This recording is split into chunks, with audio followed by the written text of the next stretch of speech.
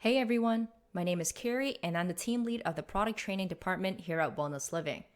In this video, I'm going to walk you guys through the improved behavior for the system to automatically track attendance for your clients attending your sessions.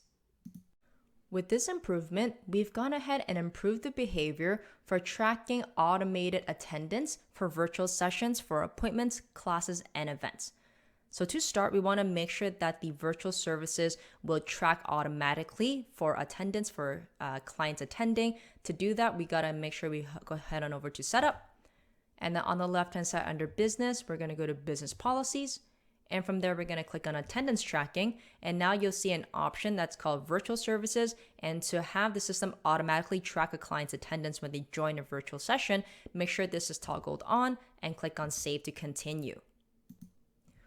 With this new improvement, we can ensure that clients are not accidentally being tracked as a no-show, and instead, we want to make sure that we give clients an opportunity to join the session anytime before the end of the scheduled session. Now, what this means is that if you take a look at the schedule right now, I'm looking at classes. Obviously, this feature applies for appointments and events as well.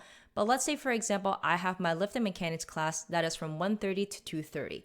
Previously, what was happening is, let's say, for example, a staff were to start the virtual session at, let's say, 1:15. Just as a trial session, they want to make sure that they can open it.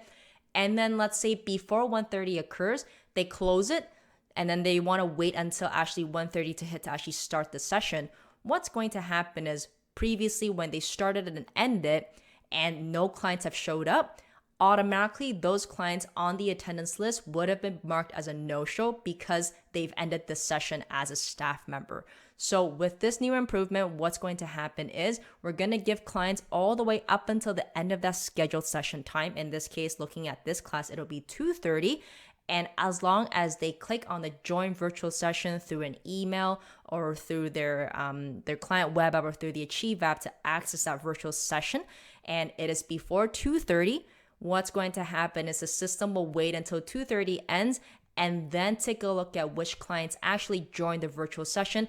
And then from there, they can correctly either mark them as checked in or mark them as a no-show. So this is going to be very beneficial for everybody because we no longer will accidentally mark all our clients as no-show just because maybe we accidentally closed the session before it actually finished and then we're reopening it, right? So now we give them a full chance to join the session before the end of the scheduled session.